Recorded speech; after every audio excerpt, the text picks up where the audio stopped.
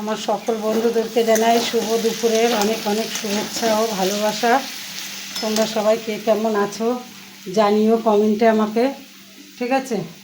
আজকে আমি রান্না করছি মোচা, তাই ভাবলাম তোমাদের সঙ্গে একটু মোচা রেসিপিটা শেয়ার করি। এই দেখো মোচা, ছোলা দিয়ে মোচা দিয়ে প্রথমেই সেদ্ধ করে রেখেছিলাম, তারপরে চিংড়ি মাছ ধুয়ে বেছে রেখেছি। মাছটা এখনও বরফ ছাড়তে পারিনি, দেরি হয়ে গেছে বের করতে। আর তারপরে আলুটাকে তেলের উপরে দিয়ে লাল করে ভেজেছি, একটু টমেটো দিয়েছি, একটু আদা জিরে লঙ্কা বাটা দিয়েছি, ঠিক আছে। স্বাদ মতন লবণ, পরিমাণ মতন হলুদ দিয়ে ভালো করে আলুটা ভেজে মশলাটা দিয়ে ভালো করে নাড়াচাড়া করে তারপরে একটু মিষ্টি স্বাদ মতন, যেহেতু আমি যে কোনো রান্নাতে একটু চিনি দিই, চিনি ছাড়া আমার রান্না ভালো লাগে না, সমস্ত নিরামিষ রান্নাতেই আমি চিনিটা দিই।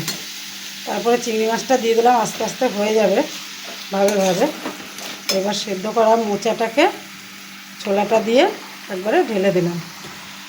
এবার রান্না যত টাইম দিতে পারবে, যত কষাতে পারবে ততটাই ভালো হবে। এতটা সময় ধৈর্য ধরে তোমাদেরও দেখার টাইম নেই, আর রান্নার সময় আমারও এত কথা বলার মতন টাইম নেই। চলো দেখা হবে অন্য কোনো ভিডিওতে, রাখছি, টাটা।